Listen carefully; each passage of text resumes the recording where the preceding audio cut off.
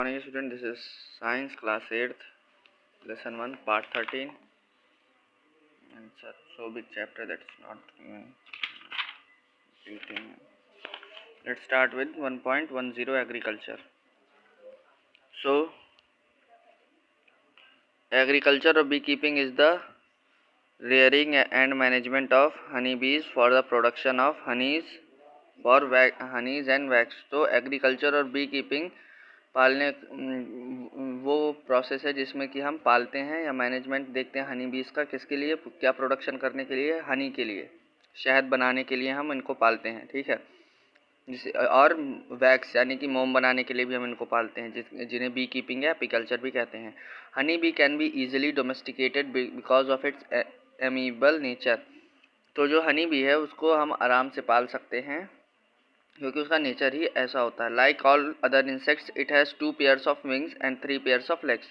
तो बाकी के दूसरे कीड़ों की तरह इसके भी दो पेयर होते हैं विंग्स के और 3 पेयर होते हैं पैर के।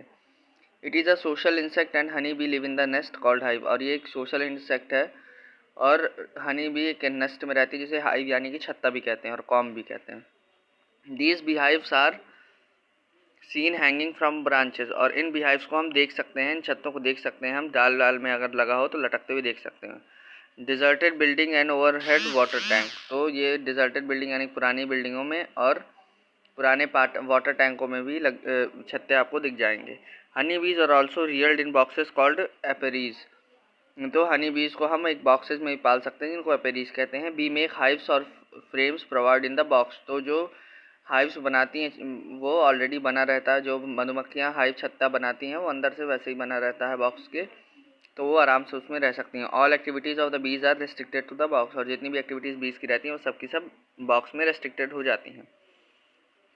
अब life cycle of honey bee. तो the transformation of an egg into an adult honey bee is called metamorphosis. तो ट्रांसफॉर्मेशन होता है, जो ट्रांसफॉर्मेशन जो प्रोसेस होती है हनी एक अंडे से एडल्ट बनने की हनी बी की, यानी कि पूरा हनी बी एक पूरी मधुमक्खी बनने की अंडे से, उसको हम मेटामॉर्फोसिस कहते हैं। The complete Metamorphosis is made up of 4 stages that is egg, larva, pupa and adult. तो जो कंप्लीट मेटामॉर्फोसिस होता है वो 4 स्टेज लेता है, पहले एग, फिर लार्वा, फिर पुपा और फिर adult. The queen bee lays egg in each shell of the comb. तो जो क्वीन बी होती है वो अंडे हर शेल में देती है छत्ते के। Egg hatches into larva after 3 days। तो जो अंडा होता है वो फूट जाता है 3 दिन बाद लार्वा, और उसके बाद लार्वा निकलता है। फिर the larva stage last for 6 days।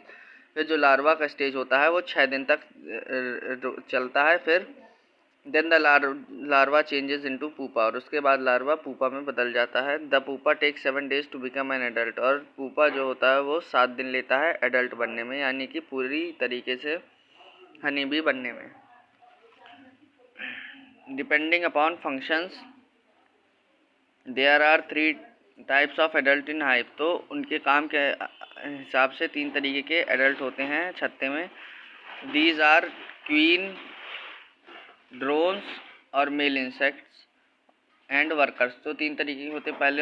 पहले नंबर के होते हैं क्वीन, दूसरे नंबर के ड्रोन्स और तीसरे नंबर के वर्कर्स, ठीक है।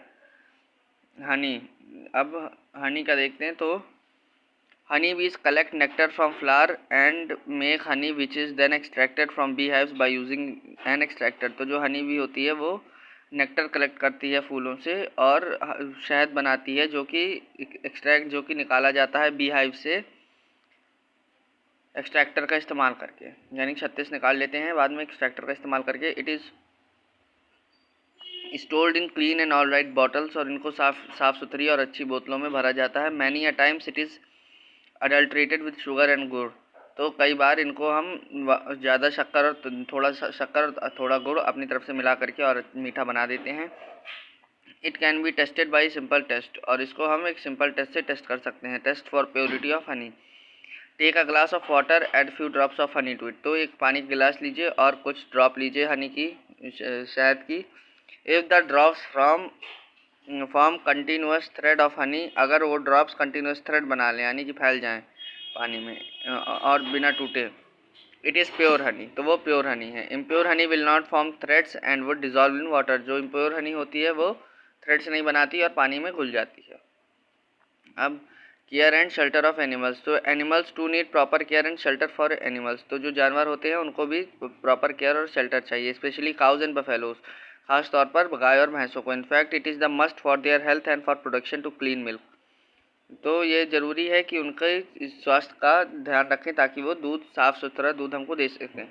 Both cows and buffaloes need regular brushing to remove dirt and loose hair, तो जो काऊ है, जो गाय और भैंसें रहती हैं उनको रेगुलर के रोज़ ब्रशिंग चाहिए, यानी कि ब्रश उनके ऊपर घिसिए, आप साफ़ करिए उनको ताकि उनसे धूल और उनके जो बाल टूटते हैं वो हट जाएँ।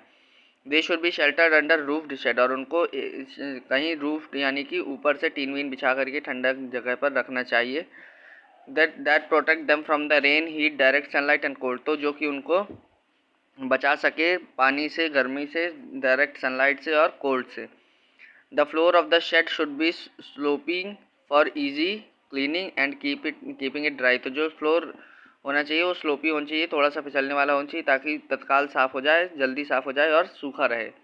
The shelter should also have feeding passage and feeding through, तो जो शेल्टर हो उसके पास फीडिंग पैसेज यानी कि उनके खाने की व्यवस्था भी होनी चाहिए। It should also have proper ventilation, और प्रॉपर वेंटिलेशन भी होना चाहिए, हवा का आवागमन लगा रहना चाहिए उधर, ऐसे में दम घुट जाएगा। अब प्रोटेक्शन अगेंस्ट डिजीजेस, तो you already know about the parasitic and infectious diseases of animals, तो आपको पहले ही पता है कैसे कि पैरासाइट्स और इन्फेक्शंस हो जाते हैं और पैरासाइट से डिजीज़ हो जाती हैं एनिमल्स को। To prevent animals from falling ill, the following safeguard should be taken, तो जानवरों को बीमार पड़ने से बचाने के लिए हम लोग को कुछ प्रिकॉशंस लेने चाहिए।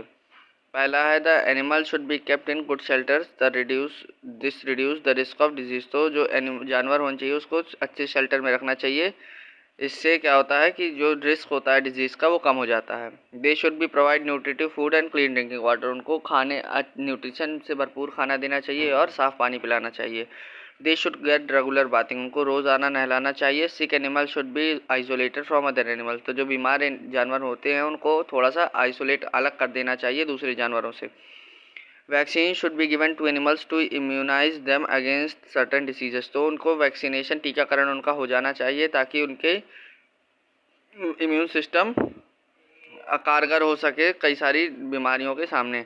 सम diseases caused by external parasites, तो कुछ डिसीजेज बाहर के पैरासाइट्स के द्वारा हो जाती हैं। Can be controlled by the application of dilute insecticide solution, तो क्या होता है कि इनको कंट्रोल किया जा सकता है डाइल्यूट इन्फेक्टिसाइड सोल्यूशन बना करके। The rat should be kept away from the shelter, और चूहों से को दूर रखना चाहिए जहाँ शेल्टर से, यानी कि जहाँ गाय भैंस बनी हो वहाँ चूहे हुए नहीं आने चाहिए, ठीक है। So this is the end of the chapter as it is a too much big chapter, and tomorrow I will complete the exercise and give you question answers, and then we'll start chapter 2 afterwards. Fine. Thank you.